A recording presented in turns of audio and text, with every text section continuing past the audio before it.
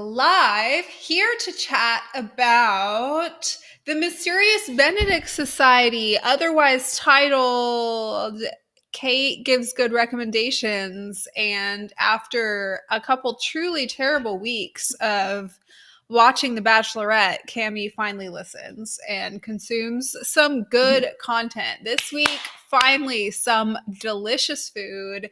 I'm so excited to talk. I'm so excited to talk about the Mysterious Benedict Society, which I just got current on like 2 minutes before going live. So very fresh in my mind. Kate, hi, how are you? What is going on? I'm great. I'm on that vein. I'm actually really excited just for Friday to see the final episode. Uh, it Mysterious City Society is not a show that I was like staying up extra late just to watch it as soon as it came out. But as more it goes on, the more and more excited for the episodes I am getting. So I'm really looking forward to it on Friday. Same. I'm always excited when I can like actually time a catch up to live, but without having to wait too long between episodes. And this is like exactly perfect. Like I'm only gonna have to wait, Mm-hmm. like a day or whatever. And I get to experience the finale live. So this is Mm-hmm. this is a success story for me. As a point of reference with the Mysterious Benedict Society, and I know we're gonna like pause and you're gonna be like, Cammie, let's pump the brakes on this. Let's like talk about news of the week. And we will, I swear. But just like as a point of Okay. reference to the Benedict Society, I literally marathon the entire season in the last like I want to say like 36 hours or something like that. So a lot of this is fresh. I have consumed no spoilers. I have consumed no theories. It was kind of on in the background while I was like doing other things, like boring adult job or whatever. So like there could be some things I'm missing. Mm-hmm. So I'm going to kind of need to be handheld from this saga that I went through to the finale. So that's what we're here to do today. But also, we're here to talk about the news. Do we have news this week? We do. So I don't know if I'll watch it, but I saw a trailer for The House of Gucci, starring Adam Driver and Lady Gaga.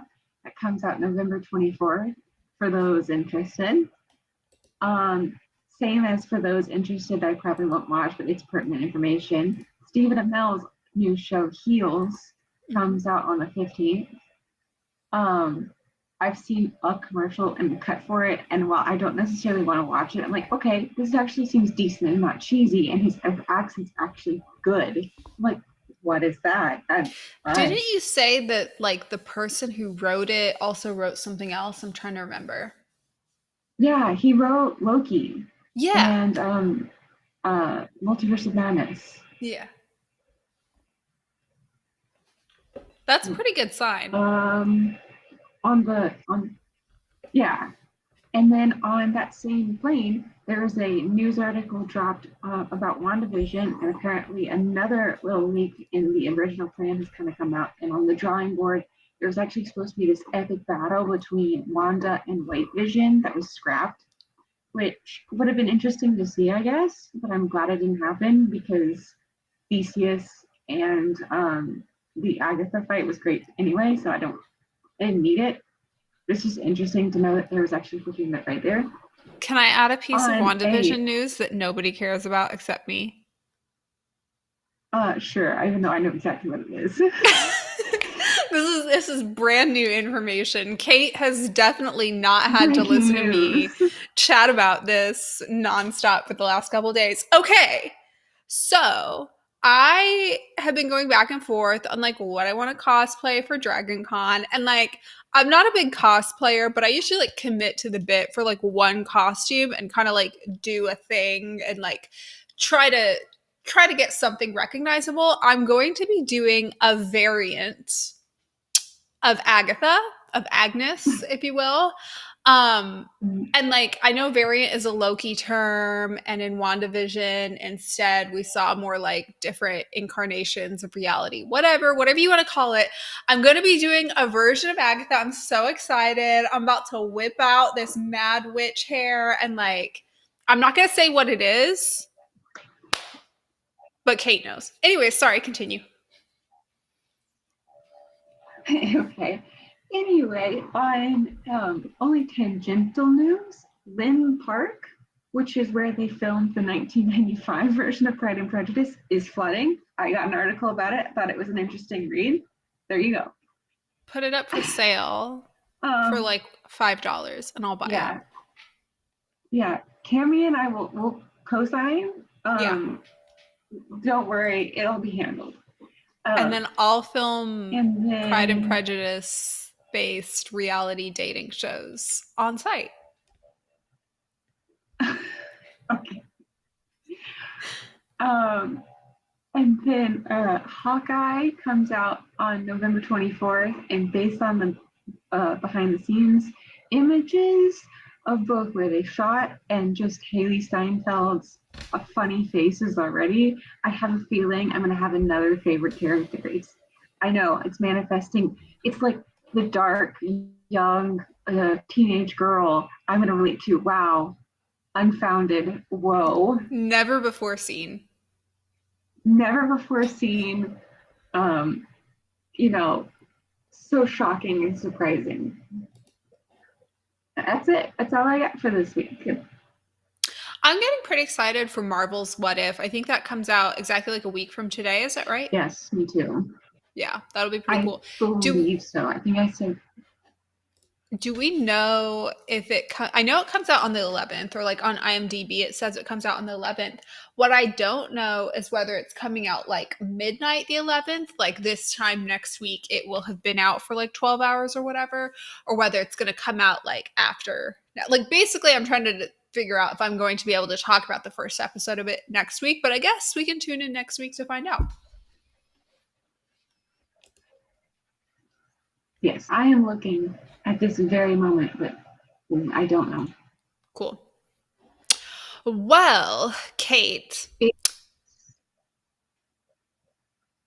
I'll let you look that up and then let me know when you get it. And you're going to have to interrupt me because, as always, there's a delay. Yeah. So I'm going to like hear everything you're saying like 3 seconds later. Yeah, it just says the 11th.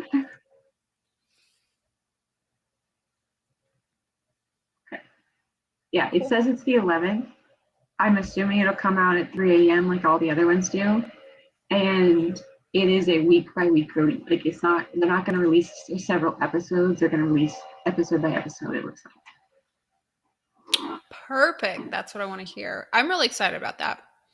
I think they'll be able to do kind of some fun stuff. And as someone who personally takes Marvel very irreverently, that kind of suits my interests.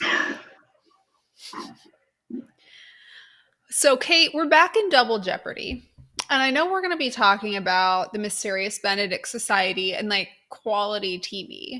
But I want to give you some context about like the mental struggle I went through that eventually led me to watching the Mysterious Benedict Society. Okay.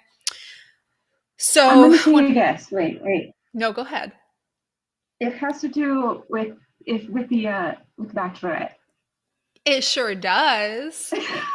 We are in familiar territory. We're in Double Jeopardy. And by Double Jeopardy, I mean the Bachelorette is airing and we're at the finale. So there's only one more episode next week. It's like a 2 or 3 hour finale. I don't know, however many.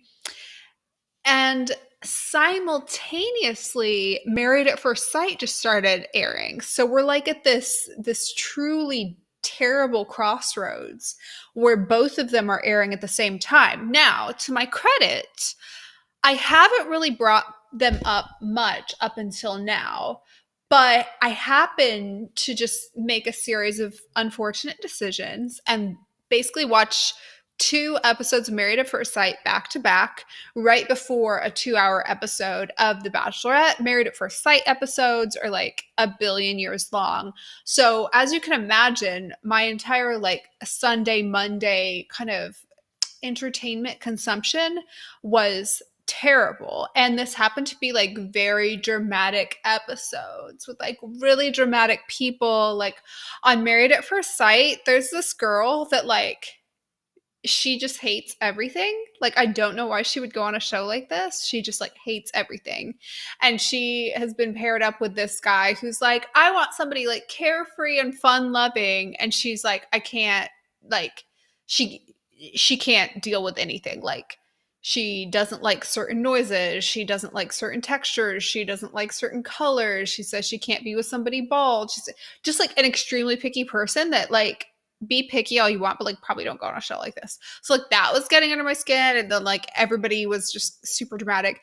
Then on The Bachelorette, the guy, I'm about to put him in this weird llama face on screen that I was complaining about, that I was like, Kate, something's wrong with this guy. I'm telling you, there's something wrong. He had a royal meltdown this week where he was like, why can't you just pick me and end the show early, basically, when she's trying to say like she's been treating him as a front runner this entire time. I don't know why. He's not cute, he's not funny, he looks sad all the time, and he's constantly being like, okay, have you ever like talked to a guy and like the second you express an opinion, he's immediately like, well, why do you think that? Well, what evidence do you have of that? Like you'll offer the most inane opinion of like, oh, I really like this brand of pens, or oh, I kind of like off-brand Sharpies rather than regular brand Sharpies, or just like think of like the most like meaningless opinion you could offer. And he's like, well, what proof do you have of that? Why do you think that? Or like he'll be throwing a fit and you're like, you seem upset. He's like, what makes you say an that? Off-brand joke. Go ahead.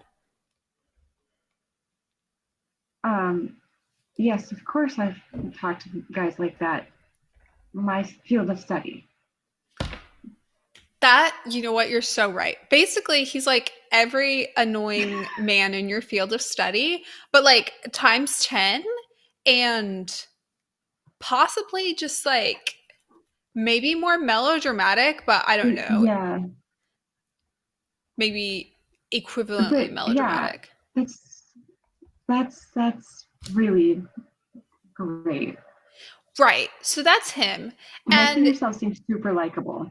Yeah, he's not likable, and yet she's like madly in love with him, which low key I would understand if he was like the hottest one there. But in my correct opinion, he's like possibly the least attractive person who made it far on this season. So I truly don't understand. Anyways, hi, Bishop. Thank you so much for walking right in front of me and over my microphone. That's great. Thank you. Lovely. Anyways, he went on like this rampage this week and tried to like make her feel like she was emotionally abusive for being the Bachelorette.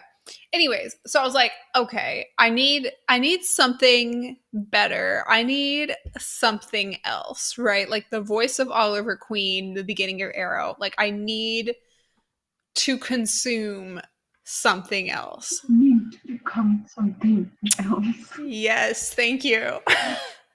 So that led me to the Mysterious Benedict Society. At this point, I didn't know that like it was nearing the finale, but I just like turned on the first episode. I knew nothing about it. I did not know who was in it. I think I had seen the trailer like weeks ago and hadn't really paid attention to it then. This show reminds me so much of a series of unfortunate events. I've loved it. If anything, you undersold it.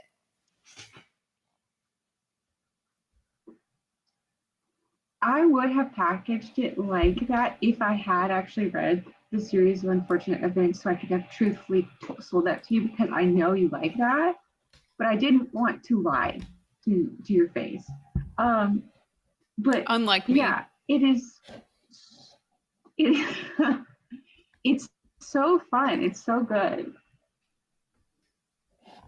Yeah, I've really enjoyed the show. I do have a favorite character. It is incredibly, unsurprisingly, Kate. but Kate and Constance both are like right up there. However, I hate every adult man on this show. Every single one, all of them, no exceptions. Okay, including Milligan? Not including Milligan, you're right. I hate almost all Because adult men on Milligan, this show. Not Mulligan, especially like, after the scene with Mulligan and Kate in the latest episode where he like saves her life and kind of like gives her some advice. 10 out of 10. He can yes. say, he's the only man that can No, say, I'm sorry, both of the twin brothers are terrible. They're both terrible, yeah, Kate. yes. They, like, I mean, at least Mr. Benedict has some redeeming qualities, at What? least Like in the what? like the top in the topical of like he wants to do good, but the problem is everybody has like they keep hyping him up as being like awesome. Like number two and Rhonda keep going like we're so loyal to him and everything else. I'm like, okay, but like tell me what he's actually done to instill this loyalty in the show. In the book, it's a little bit more clear, which is the only one of the few frustrations I've had. So in the book, there's so much less of the adults. It's mainly just the kids. You don't really get the external scenes with the adults in it. So to me, I was never really frustrated with the behavior of the adults. And now that we have so much more time with the adults, sometimes it's funny because I find the number two Rhonda thing funny and I find Milligan hilarious. And I like that there's this Mrs. Pumel like presence in it, but there's this level of it that it's actually deteriorating Mr. Benedict's character to me. And so I'm like, okay, why was that necessarily included other than the fact that you might not have been able to make this show and have all those kids on there all the time for like set and legality purposes, but why we have so much of the It's adults? like the series of unfortunate events movie, the movie, not the Netflix show where they had Jim Carrey come in as Count Olaf. And it was like suddenly it was the Count Olaf movie. And like it kind of sucked a little bit. Like it was like, okay, it's within the franchise, so it's not that bad. But like it kind of sucked because it became the Count Olaf show. I feel like that might be what's happening Mm-hmm. here, but I haven't read the book, so I couldn't speak to that. That said, this show is still excellent. It's not all of the Mm-hmm. adults that suck. It's specifically, I say the adult men, and really I mean the twins. I my only real struggle with this is that I feel like there's this dichotomy created with the twin brothers that we're supposed to care about, and I hate them both. Yeah, I it's almost more like I can empathize or root for Mr. Benedict over Mr. Curtin simply because of how much more Curtin gaslights people. Whereas like Mr. Benedict's almost just like he's so inconsistent and like he can't make up his own mind, which frustrates me. And he just needs so much support. And he almost is manipulative and not gaslighting in that same way. So it does frustrate me, but I think that's more to do with the fact that they included so much that wasn't in the book. They've just kind of done the same thing over and over again every time they go to the adults. I'm like, okay, he's in a panic, and number two has to calm him down by being weird, and Rhonda has to then calm everybody down by being sensible. And then there's Milligan in the background just saying dark things all the time.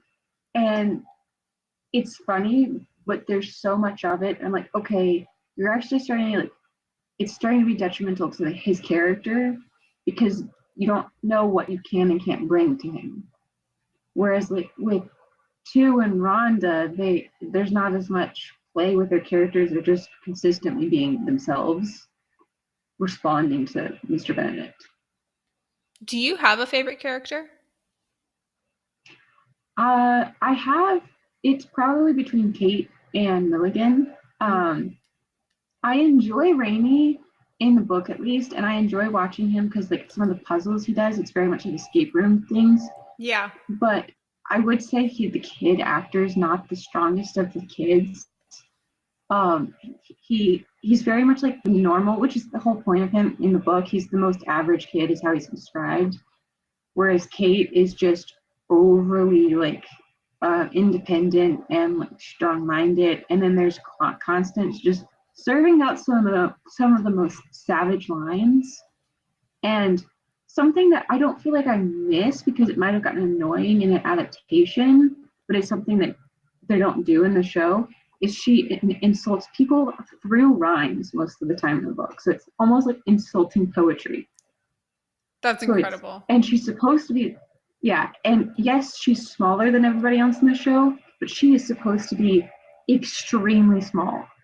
And so sometimes it's supposed to be like, where is this 2 foot child saying insulting poetry to me? And it's supposed to be very off putting to everybody, where it's really just infuriating to Kate in the show. That's awesome. Okay. Here's the thing with Constance that I love. And this might be an age thing because, like, you and I are different generations ish. When I was like young, like a child, like a billion years ago, there were shows that like think of like the entire Macaulay Culkin series of movies, you know, like the Home Alone stuff, or what was the one that, I guess that would have kind of been before my time, but it would be something that I would still have watched as a kid, like the Richie Rich movies, or Dennis the Menace type of things. Just like think of like the series of movies in the mid 90s, or maybe mid to late 90s would have been when I would have been watching it as a child. And there would always be this like young, precocious boy who caused trouble, always said like usually insulting things, um, but was like had some sort of redeeming intellectual or skill based quality. And I like that genre, don't get me wrong, but it was always a boy, right? The one notable Mhm. exception would be something maybe like Matilda, but in that case, she wouldn't have been like as um I guess I'll say like mean or off-putting. She was just kind of unique and quirky. The Ramona Quimbley would be another good example. That would have been I think those were coming Mhm. out before my time, but I surely like I definitely read them as a kid. She would sometimes say like somewhat insulting Read things them. or whatever, but it still wasn't like her defining character trait. Precociousness or mischievousness would have been her defining character trait. So with Constance, what I'm truly loving is having like a young female character, like very young, like a child, whose defining character trait, in addition to like her, you know, powers, is kind of being like off-putting and insulting the way like I've seen precocious male characters get to do before. I just love Constance so much. Well, and I will say I love Constance too because while she insults people, it's not as if she's saying she's not lying and she's not wrong. She's just Right. doing it in a way that I'm like, we could have been a little more decorous with that one. Um, it is a very funny dynamic, and it's also interesting how they still made her useful. So even though in the beginning the all the other kids are like, why is she coming in with us? They choose to trust her. They choose to take her with them. And whether or not they've fully addressed it yet, she has been very useful. She's also, you know, you were mentioning like which of the kid actors is like strong versus not strong. And I think, you know, I can't speak with any experience to the process of trying to cast a child actor, but I would imagine, and from like just anecdotes that you know you hear and you read from articles, that's one of the hardest things to cast is somebody for a kid role that needs to be longitudinally played over multiple seasons, because frankly a kid who is good at 8 might start to suck at acting at 9, like if they stop working on their craft or change interests, or you know, lose the ability to maintain chemistry with the rest of their co-stars or something like that. So seeing her, who I believe she's the youngest. She certainly looks like she's the youngest of all of them, do well, it is really great. I will say though, she is only tied with Kate for favorite character. Kate personally invented the entire concept of women in STEM. Yeah, like I caught, like I was reading the book, and there were moments where I'd relate to Rainy, and there were moments where I would even feel like Constance spoke how I felt. Just I wouldn't do it quite like that. I never felt like Sticky, but I would read Kate. I'm like, I know that this is just a name, but it's like it's me. And Right. even how like they described her dress, I dressed just like that when I was in middle school. I didn't carry a bucket, but it was like I was the girl that carried way too much in her backpack because I always had to be prepared. I did at one point. I still do have a tool belt. I carry around a tool bag. Like it's not that much of an exaggeration. Um, I keep a pair of safety glasses in my car. I'm not kidding. I like they're I physically was like, oh my gosh. It's like take me from middle school and put me on a page. I'm like naming everything to the point that as like if they were older, her Kate the Great weather machine joke would be frustrating. But the amount that it hits home because I used to be called Kate the Great when I was like a young kid. And That's then so cute. I had a high school teacher that used to tease me because I would go like too deep in these circles of like theorizing in English class. And he goes, Kate, you're just gonna like control the weather or something. So when all of this combines, my brain just goes, what the heck? That is so cute.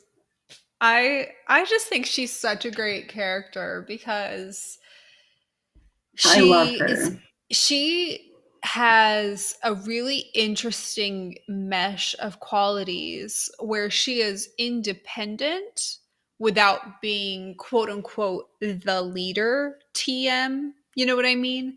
Like they have Rainey kind of pegged as like this reluctant but good leader, which is great. That's great. With Kate, she's sort of this ambivalent leader where she can lead, but what is actually happening is she's simply being independent and frequently right. And therefore, people follow her at times and sometimes no. And it kind of is like, it looks like leadership, but it's doing things correctly and people figure out that you're doing things correctly. Something about it is just so appealing to me. And the fact that they also, similar to Constance, but to a much lower degree, they make her like a little sometimes like harsh or not always like pretty little princess accommodating. Like she's not just there to like cater to anybody's feelings. They don't give her the like women on the flash moment of like she always has to sit there and give like a touchy feely speech to a male hero to make them feel better. Like they never have her do that, and it's so refreshing. Yeah. Well, and it's less like we've taken gender roles or like the typical like half male, half female team, and it's more just like Rainy is the leader, and that is typically given to the man, but it it feels very much like it's a different take on the reluctant leader somehow. Same Mm-hmm. with Sticky being kind of like his right hand, because even though Sticky's the right hand, if Rainy fell, they would follow Kate. And Sticky, for his unique storyline for the part, like in the last two episodes, he has a storyline where he kind of betrays his friends. Um, Even there, he actually is probably one of the more like the caregiver of the group. Mm-hmm. And so that's a diversion from the normal structure of this four-person group. And then, like you said, Kate is the accidental leader. Mm-hmm. Um, where is she does kind of seem like it would be her, but because everybody trusts Rainey, and like Rainey's so good at listening to everybody's opinions and like really weighing it out. Whereas Kate is a little impulsive, and Kate is a little bit like she is too independent, and like to the point that it nearly got her killed. But it's also not that she's bossy, but she has somewhat of an off-putting. She hasn't quite figured out how to communicate well. She can't Right. talk to other people because she has grown up by herself pretty much. So there is this level of she's likable, but then she'll say something that's off-putting. That's why her and Constance go at each other's throats so much, and they do that, and it's not like a girls fighting thing. That's that like cheesy thing either. It's very much like they're both just saying things that could really be mean, and because they don't lie, they're terrible at lying, and it has nothing to do with it's because it's the two girls in the group. It has everything to do with they're probably the most headstrong in the group. Right. And it's them butting heads.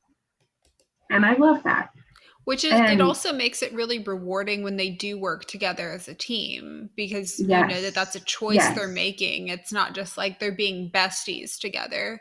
It also makes it rewarding when we see, you know, in the latest episode, Kate having another friend from yet another, well, friend-ish, from yet another quote unquote unlikable female character. So the fact that they have female characters be, you know, kind of nuanced and competitive and aggressive. I was telling you last week about that show that I was watching, the Never Have I Ever show, and how there's two male love interests, and one of them's the friend, but he's kind of like this obnoxious rich kid, whatever. He's very similar to, what is her name? The girl in the latest episode that Kate kind of is finally friends with.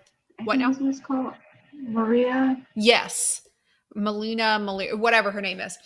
He's very similar in characteristics to her, but because he's a guy, he can also simultaneously be like a love. Whereas when girls are like that, usually they're relegated off to be like the mean girl. So the fact that she is a little more nuanced than being the mean girl, she's also, there's something of a friendship between her and Kate, or whatever you want to call it. I really appreciate that.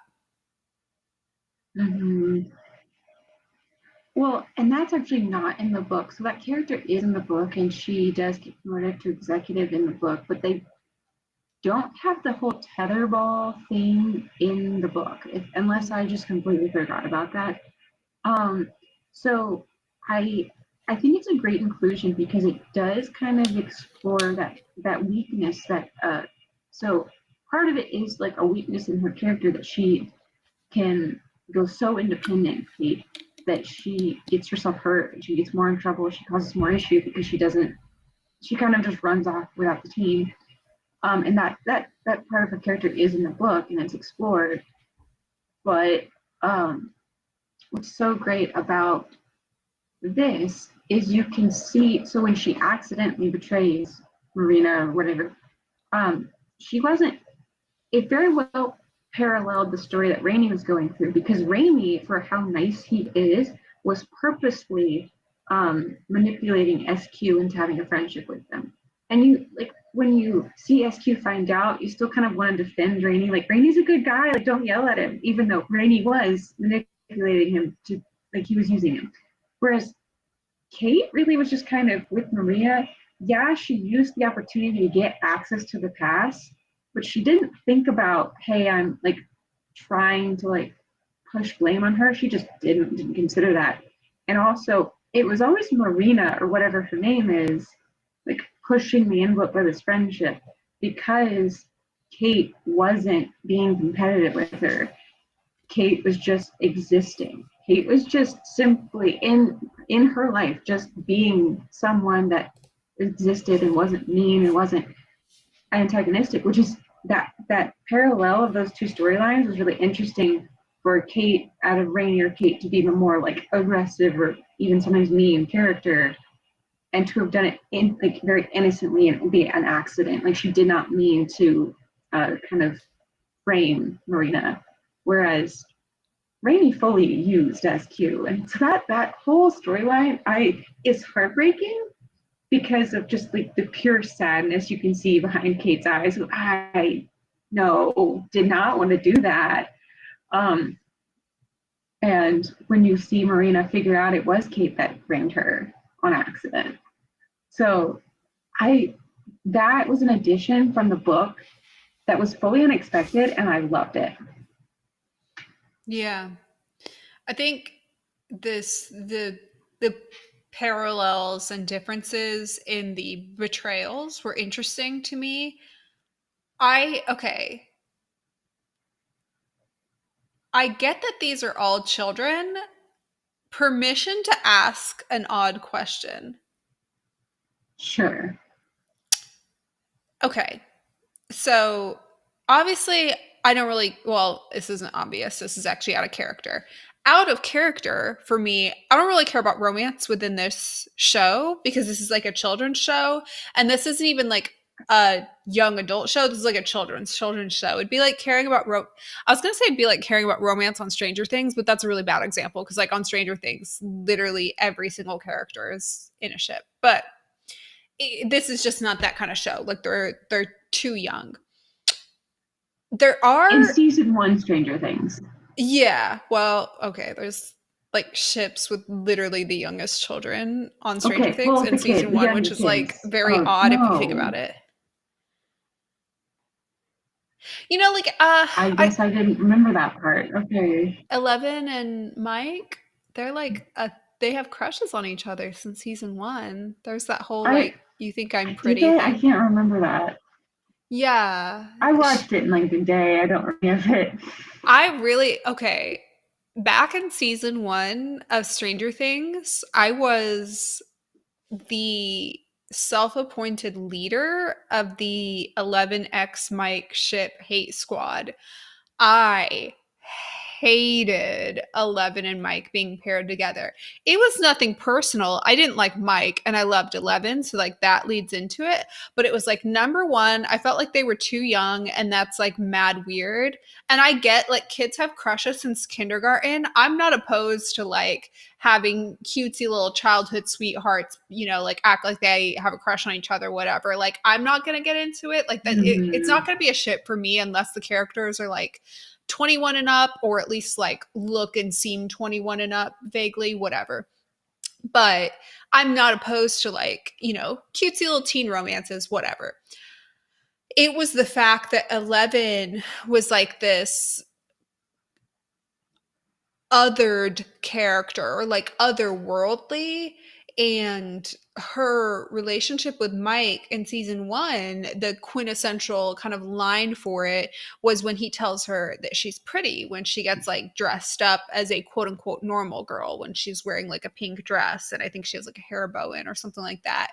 And I saw it as like, oh, they're going to slowly do this makeover on her until she like looks like the other girls. And I thought it was so cool that she was like this cool badass heroine, like young child heroine with like a shaved head who was like defying gender norms. And I was like, do not give her like a gender convention conversion makeup. Anyways, didn't like it. Whatever. By the end of season 2, they were older and they were also like written different. And I was like, okay, never mind. You got me there. Like, I'm on board. Like, I'm on board. I'm there. Like, I'm not going to captain their ship, but Yeah, I will sit here on the deck.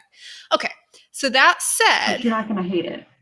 right, I'm not going to hate it. Eventually, I kind of grew to like it. It's kind of one of those things where, like, with 11 and Mike, any given like flirty scene with them, whatever, couldn't care less. Too young. It's like, did you do your homework though? Like, I don't care.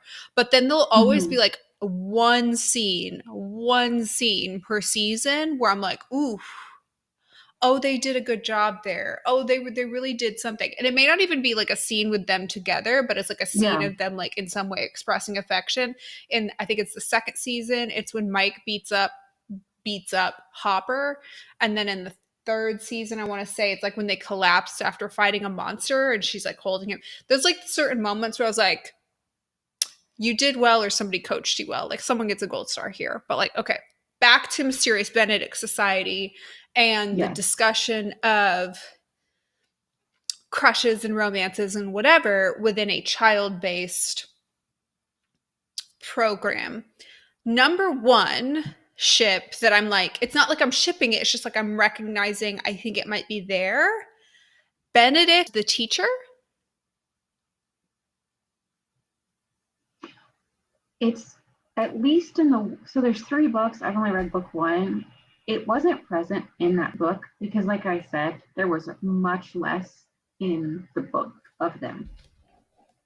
I noticed it, and while I'm not like I'm not fully on your level of not disliking Mr. Benedict, I can understand he's got some issues in his adaptation, but there was a weird amount of chemistry there, and I was like, I don't hate it. I don't hate it. I don't hate it. I'm like if there's any ship on this show that I'm gonna get on board with, like it's gonna have to be like with one of the adults, quite frankly. Like unless they do some sort of like time travel and these kids are suddenly like at least in like late high school or something, like anything other than that is just kind of be like, okay, that's very cute. But like with adults and kids shows, some of Yeah. the best ships ever come from adults within kids shows, let me tell you. I don't like Benedict, so this isn't necessarily resonating with me yet, but all I'll say is his melodrama is violently off putting to me, but the melodrama he seemed to be expressing when it came to like how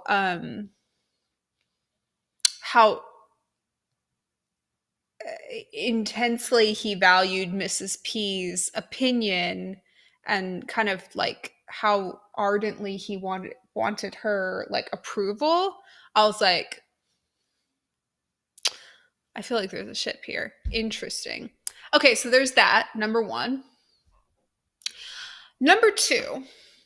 This is where we get Okay. into potentially an unpopular and highly likely fully incorrect opinion, but this was just something that hit my radar. Okay. Okay. When we talk about the two friendship betrayals between Kate and Martina, and between Rainey and SQ, the difference between those betrayals with Kate and Martina, there was sort of this like accidental, unintentional, didn't mean to hurt you aspect of it within this sort of like unlikely friendship. Whereas with Rainey, it was intentional. But I also kind of get a different vibe on their friendships. I get friend and unlikely ally vibes with Kate and Martina. And I kind of get like, I want to say almost like childhood sweetheart esque vibes between Rainey and SQ. Am I crazy here? Okay. You're okay. You're not.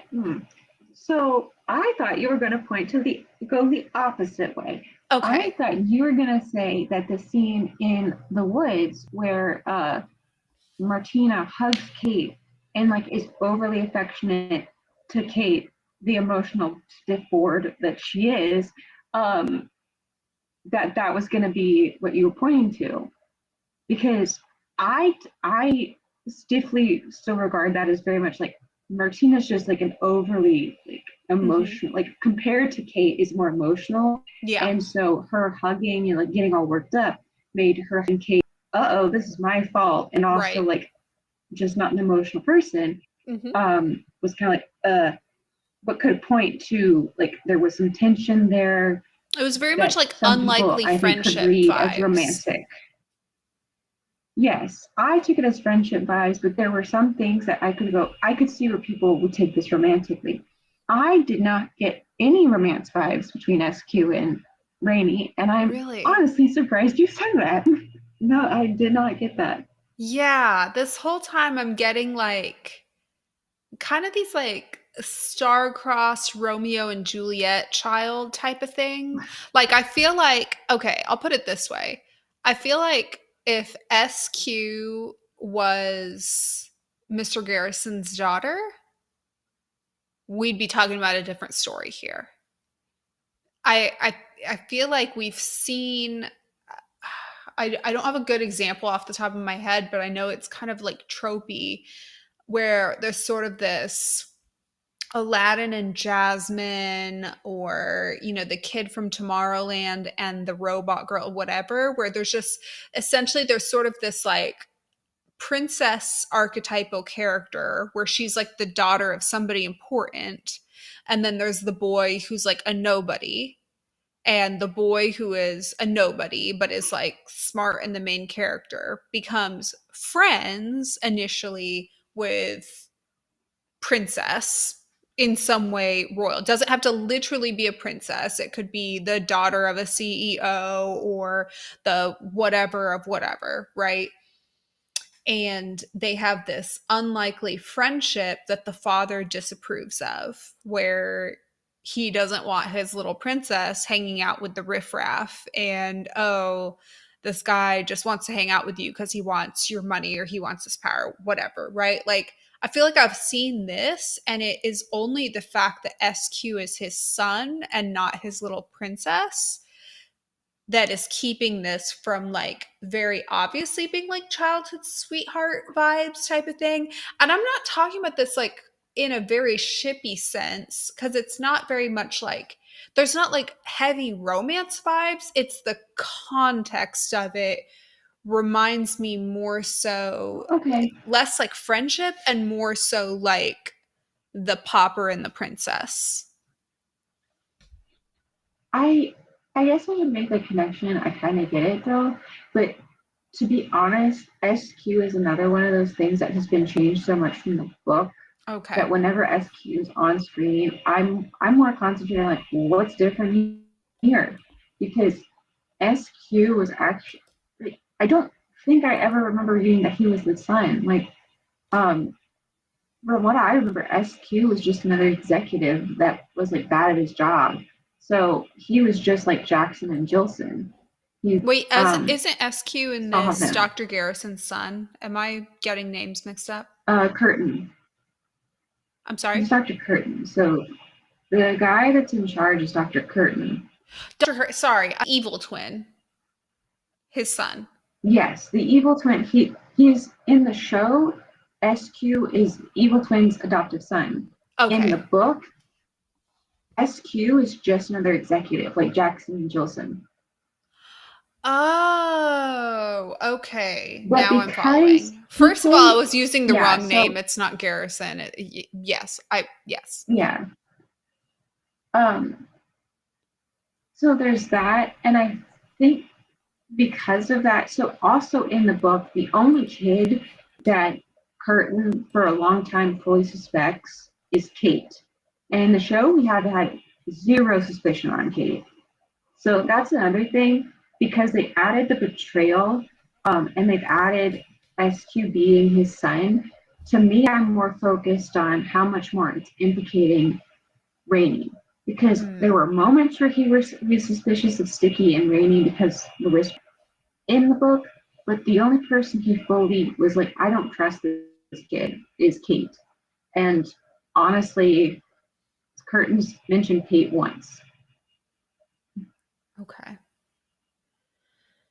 That's helpful context. So I might be crazy Mm-hmm. then in reading this Rainy and it's Mr. Curtin's son, SQ, as kind of a Yeah. subverted princess and I pauper thing.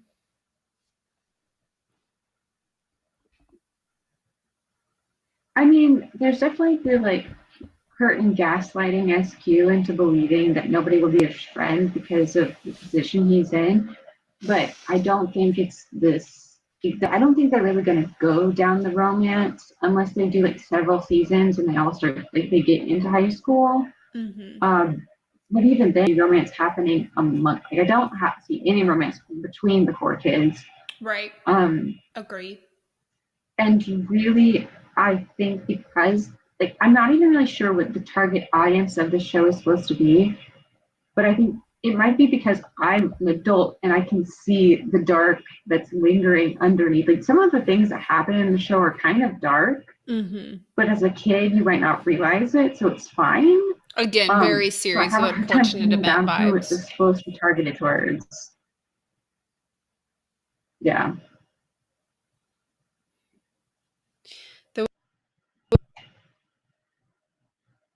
was the if I forget you, if whatever, just know that I knew you. I don't know. That was really touching and felt very Yes. targeted at an older audience, I guess. So I don't wait, know.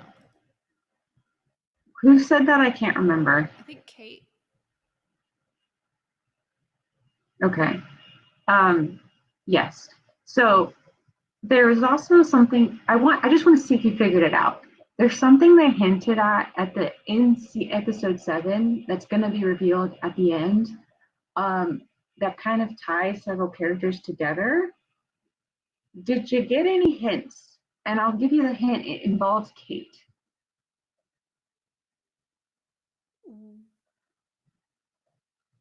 At the end of this latest episode?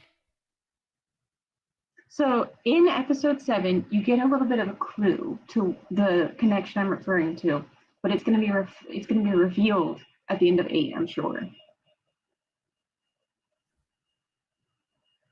I didn't. I'm trying to think. You have already referenced the scene that gave the hint. Between Kate and Milligan? Mm-hmm.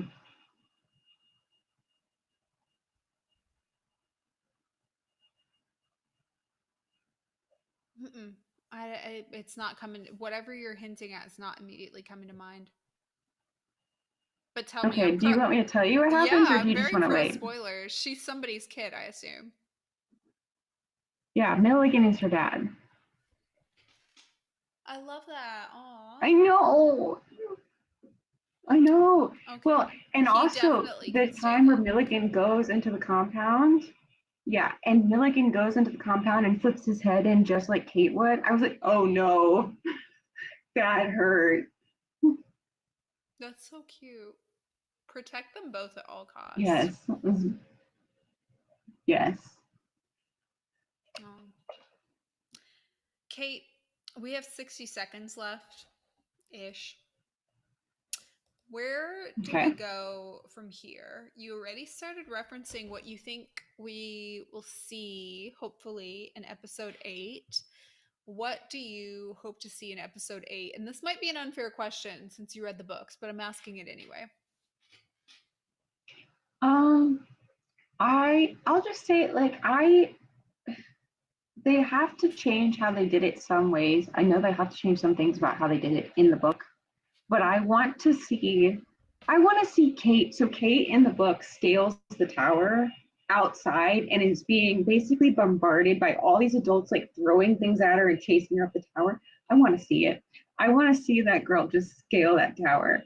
And I want to see Sticky and Rainy in the Whisperer taking it down because it gets to a point, it's almost like psychological thriller level of intensity in the book for a children's book.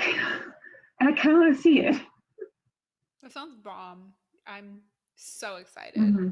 Hopefully I get to watch it like day of Friday so I don't see any spoilers, but Okay. honestly, like I've seen the show kind of reference like on my timeline and stuff on social media, but not that much. So I think I'll be pretty spoiler free going into the finale. Very excited. Many Mm-hmm. thanks for recommending me this show. Am I am glad I watched now. You know, it's kind of like it's not just better late than never. It's I watched it specifically at the time where I'm not going to have to wait a lot between the final episode and the finale, and it came at just the right time to really pull me out of a reality romance show spiral. So for that, I am grateful. I know we didn't get a chance to You are talk. Oh, welcome. sorry, go ahead. I was just going to say, you are welcome. Thank you. I know we didn't get a chance to talk about what else we really watched this week. That's fine. Y'all don't want to hear about The Bachelorette nor Married at First Sight anyways. But I know, Kate, you watched a lot of fun things this week. And are you good with rolling those over to next week's agenda? Yes, it's fine with me. Perfect. Very excited to hear about it. Perhaps before next week, I too will watch Gunpowder Milkshake. Great. Talk to you same time, same place next week. Have